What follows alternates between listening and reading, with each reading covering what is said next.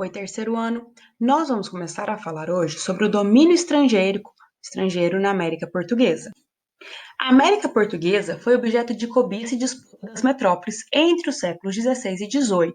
Quanto mais Portugal e Espanha levavam os produtos tropicais para a Europa, mais atenção eles chamavam da França, da Holanda, da Inglaterra, porque Portugal e Espanha começaram a lucrar muito com esses produtos. Começaram a levar produtos para a Europa que não existiam lá, que só tinham aqui na América Portuguesa, porque era uma área tropical. Então, frutas, plantas, árvores, madeiras que tinham aqui não tem lá na Europa. Então, eles conseguiram lucrar muito durante esses séculos e despertou o interesse de outras metrópoles. A França foi um dos países que invadiu a América Portuguesa, que é essa área do Brasil que era explorado por Portugal. Ela invadiu a América Portuguesa em duas áreas. Dependendo de onde ela invadiu, ela recebe um nome ou outro. Nós vamos falar primeiro da França Antártica, que aconteceu em 1555, quando eles invadem no Rio de Janeiro, pela Baía de Guanabara. A França invade a América Portuguesa pelo Rio de Janeiro. Nós já estudamos que os portugueses só começaram a ocupar de fato o Brasil por medo de perder a terra para outras metrópoles europeias. A França, a Inglaterra, a Holanda, eles já estavam navegando a costa brasileira, por isso que Portugal resolveu ocupar o território. E os franceses adotaram uma tática bem diferente. Eles começaram a conquistar a amizade dos indígenas. Então, quando eles resolveram entrar no Brasil, eles não tiveram nenhuma dificuldade, porque os indígenas facilitaram a entrada deles.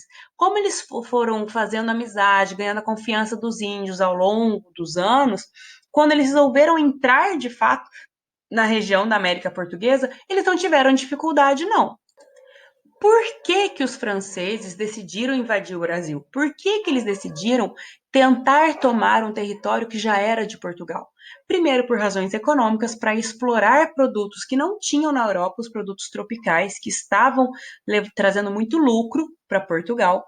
E razões religiosas. Os huguenotes, que são os protestantes da França, eles sofriam muitas perseguições na Europa. Então, eles acharam que vindo para cá, uma realidade totalmente nova, totalmente diferente, eles não seriam perseguidos e eles poderiam cultuar suas crenças sem nenhum tipo de perseguição. Só que é claro que a partir do momento que os franceses invadem o Brasil, os portugueses vão reagir. Eles têm que defender o território deles, eles sabem das intenções francesas. Então, no mesmo ano que os franceses invadem o Brasil pelo Rio de Janeiro, o que acontece? Duarte da Costa, que era o governador do Brasil, não tinha recursos para enfrentar os franceses. Não tinha nem só dinheiro, não tinha dinheiro nem gente suficiente para enfrentar os franceses.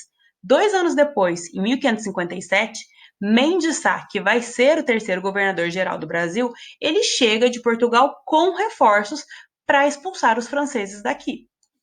Só que, como a gente viu anteriormente, os índios tamoios, eles apoiavam os franceses. Os índios tamoios tinham uma relação muito boa com os franceses. Eles estavam lutando contra Portugal a favor da França. Em 1563, Estácio de Sá comanda uma nova expedição contra os franceses e recebe apoio de uma outra tribo indígena, os Temiminos. Então, o Estácio de Sá ele vai receber o apoio de uma outra tribo, porque a tribo Tamoio apoiava os franceses. Quando Estácio de Sá resolve expulsar os franceses de vez, eles recebem o apoio dos Temiminós. Nesse momento que acontece a Confederação dos Tamoios, que é um grande ataque generalizado contra os portugueses, visando inclusive São Paulo. Por que a Confederação dos Tamoios? Porque quem ataca os portugueses são os índios da tribo Tamoio, que estão a favor dos franceses. Nessa situação, nesse cenário de ataque indígena contra os portugueses, 2 jesuítas acabam se destacando. O Manuel da Nóbrega e o José de Anchieta, que inclusive fica como refém dos tamoios. E os jesuítas, eles tinham uma relação muito boa com os indígenas no geral. Esses padres que vieram de Portugal, eles defendiam os indígenas. Eles não aceitavam, por exemplo, a escravização indígena.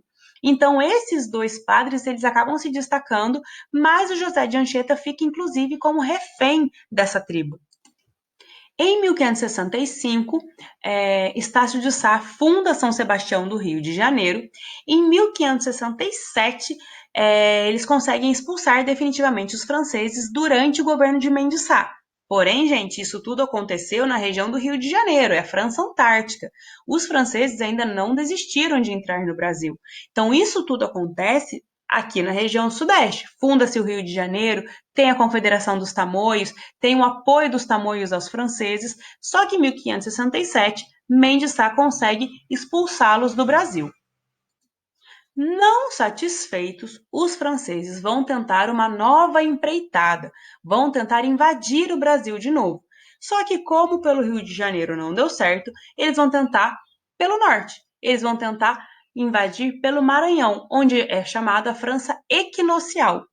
Em 1594, depois de ter frustrado toda a tentativa de se fundar a França Antártica, dois franceses naufragam na costa maranhense e, por ter boas relações com os nativos, acreditam que seja um lugar bom para se empreender, um lugar vantajoso. Então, eles convencem o rei da França, Henrique IV, a patrociná-los em nome do país. Ele convence o rei a investir nessa nova ideia, investir no Maranhão em nome da França. Em 1612, sai lá da França a primeira expedição com 500 colonos, padres e nobres para ocupar essa região do Maranhão. E quando chegam no Maranhão, eles fundam São Luís, em homenagem ao rei Luís XIII, muito importante na história francesa, e até hoje é a capital do estado. Gaspar de Souza governava o Brasil nessa época e ele nomeou Jerônimo de Albuquerque para tentar reconquistar o Maranhão, para tentar expulsar os franceses. Só que essa primeira expedição não teve resultados decisivos, resultados muito positivos para os portugueses, não.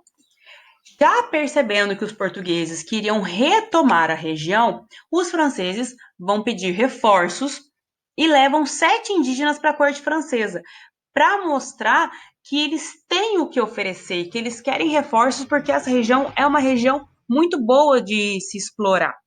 Durante essa viagem do Maranhão para a França, 3 indígenas morreram e os 4 que sobreviveram foram batizados e voltaram para o Brasil trazendo uma esposa francesa cada um deles. Inclusive, eles foram batizados com nomes cristãos.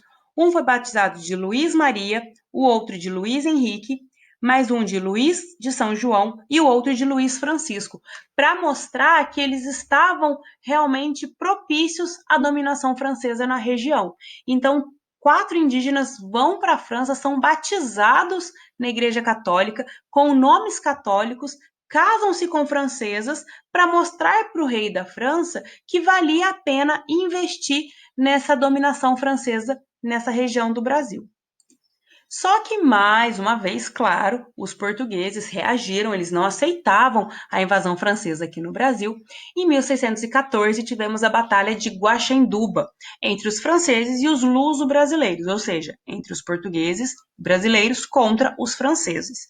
Qual foi o resultado? Eles estabeleceram uma trégua entre os dois lados, que despacharam emissários para Paris e para Madrid que deveriam resolver os problemas da colônia. Ou seja, eles mandaram emissários, mensageiros para Paris e para Madrid, eles deveriam resolver esse problema lá na Europa e só mandar o resultado aqui para a colônia. Só que essa trégua foi muito bem aproveitada pelos franceses. Eles aproveitavam que eles não estavam batalhando e ganharam tempo para a chegada de reforços que eles já tinham pedido.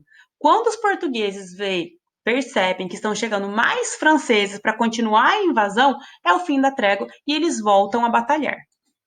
Não só batalhar, como também chegam reforços para os portugueses. Em 1615, os franceses são cercados tanto por terra e pelo mar, não conseguem mais continuar a invasão, continuar a batalha e acabam se rendendo.